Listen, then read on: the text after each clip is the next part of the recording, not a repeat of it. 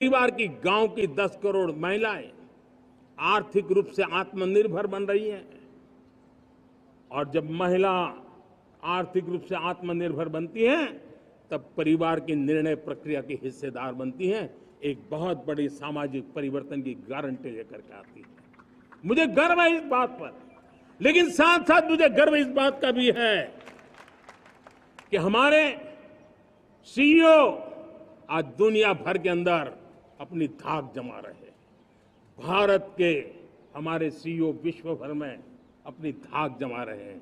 हमारे लिए खुशी की बात है कि एक तरफ मेरे सीईओ दुनिया भर में नाम कमा रहे हैं, भारत का नाम बढ़ा रहे हैं, तो दूसरी तरफ विमेन सेल्फ हेल्प ग्रुप से 1 करोड़ मेरी सामान्य परिवार की माताएं बहनें लखपति दीदी बनती है।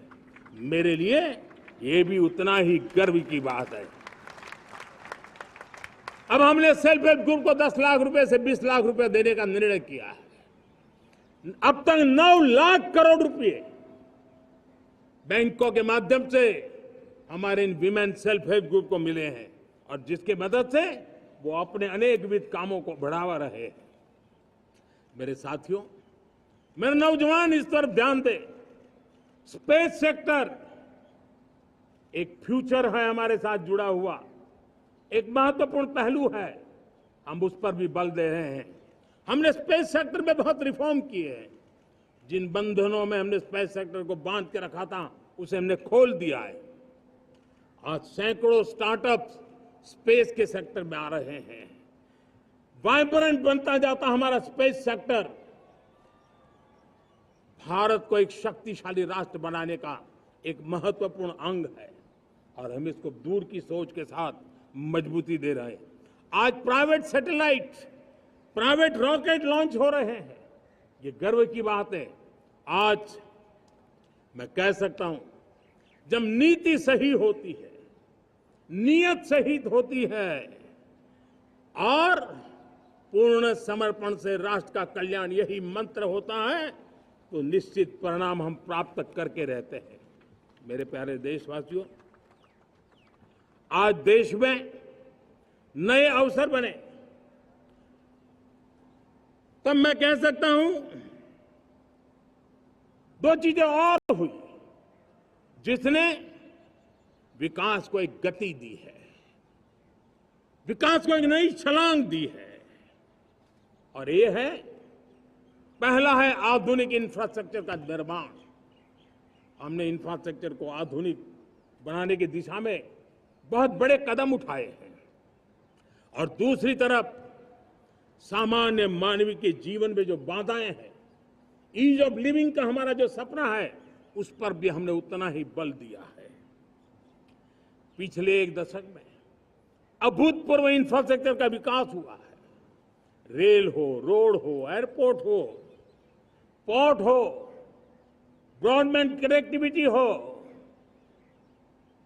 गांव-गांव नए स्कूल बनाने की बात हो, जंगलों में स्कूल बनाने की बात हो, दूर सुदूर इलाकों में अस्पताल बनाने की बात हो, आरोग्य मंदिर बनाने की बात हो, मेडिकल कॉलेजों का काम हो, आयुष्मान आरोग्य मंदिरों का निर्माण चलता हो, 60,000 से ज्यादा अमृत सरोवर बने हो, 2 लाख पंचायतों तक ऑप्टिकल फाइबर नेटवर्क पहुंचा हो, नहरों का एक बहुत बड़ा जाल बिछाया जा रहा हो, 4 करोड़ पक्के घर बनना, गरीबों को एक नया आश्रय मिलना, 3 करोड़ नए घर बनाने के संकल्प के साथ आगे बढ़ने की हमारी कोशिश हो।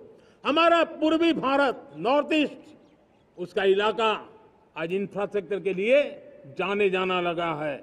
और हमने ये जो कायाकल्प किया है, उसका सबसे बड़ा लाभ समाज के उन वर्गों तक हम पहुंचे हैं जो ग्रामीण सड़कें वहां बनी है, जिनकी तरफ कोई देखता नहीं था, जिस इलाकों को नहीं देखता था, जिन गांवों को नहीं देखता था।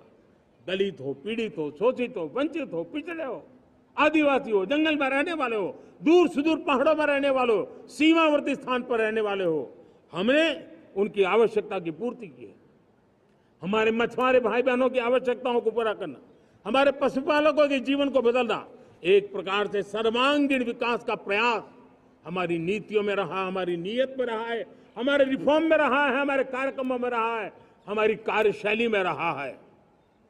और उस सबसे बड़ा लाभ मेरे युवाओं को होता है। उनको नए नए अवसर मिलते हैं, नए नए क्षेत्र में कदम रखने का उसके लिए संभावनाएं बन जाती है। और वही तो सबसे ज्यादा रोजगार दे रहा है। और सबसे ज्यादा रोजगार प्राप्त करने का अवसर इन्हीं समय में उनको मिला है। हमारा जो मध्यम वर्गीय परिवार है, मध्यम वर्गीय परिवार को क्वालिटी ऑफ लाइफ, वो स्वाभाविक उसकी अपेक्षा रहती है। वो देश के लिए बहुत देता है, तो देश का भी दायित्व है कि उसकी जो क्वालिटी ऑफ लाइफ पे जो उसकी अपेक्षाएं हैं, सरकार की कठिनाइयों से मुक्ति की उसकी जो अपेक्षाएं हैं, उसको पूर्ण करने के लिए हम निरंतर प्रयास करते हैं। और मैंने तो सपना देखा है कि 2047 जब विकसित भारत का सपना होगा तो उसकी एक इकाई ये भी होगी कि सामान्य मानव के जीवन में सरकार की दखलें कम हो। जहां सरकार की जरूरत हो वहां अभाव न हो, और जहां सरकार की बेकारण प्रभाव भी न हो, इस प्रकार की व्यवस्था पर हम प्रतिबद्ध हैं।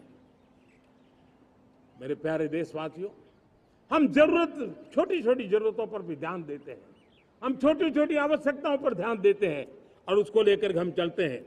चाहे हमारे गरीब का घर का चूल्हा जलता रहे, गरीब की मां को कभी आंसू पी करके सोना न पड़े, और इसके लिए मुफ्त इलाज की योजना हमारी चल रही है। बिजली, पानी, गैस अब सैचुरेशन के मूड पर है। और जब हम सैचुरेशन की बात करते हैं वो 100% होता है। जब सैचुरेशन होता है तो उसको जातिवाद का रंग नहीं लगता है। जब सैचुरेशन होता है तो उसमें पांथिकता का रंग नहीं लगता है। जब सैचुरेशन का मंत्र होता है तब सच्चे अर्थ में सबका साथ सबका विकास का मंत्र साकार होता है। लोगों के जीवन में सरकार की दखल कम हो, उस दिशा में हमने हजारों कंप्लायंसेस के लिए सरकार सामान्य मानवी पर बोझ डालती थी, उन सारे कंप्लायंसेस को दूर किया। हमने देशवासियों के लिए 1,500 से ज्यादा कानूनों को खत्म कर दिया ताकि कानूनों की जंजाल के अंदर देशवासियों को फंसना न पड़े। हमने छोटी छोटी गलतियों के कारण ऐसे कानून बने थे उनको जेल में अंदर धकेल दिया जाए। हमने उन छोटे छोटे कारणों से जेल जाने के जो परंपराएं थी उन सारे कानूनों को नष्ट कर दिया और उसको कानूनों को जेल भेजने के प्रावधान को व्यवस्था से बाहर कर दिया है। आज हमने जो आजादी की विरासत के गर्व की बात हम जो करते हैं, सदियों से हमारे पास जो क्रिमिनल लॉ थे, आज हमने उसको नए क्रिमिनल लॉ जिसको हमने न्याय संहिता के रूप में, और जिसके मूल में दंड नहीं पर नागरिक को न्याय, इस भाव को हमने प्रबल बनाया है।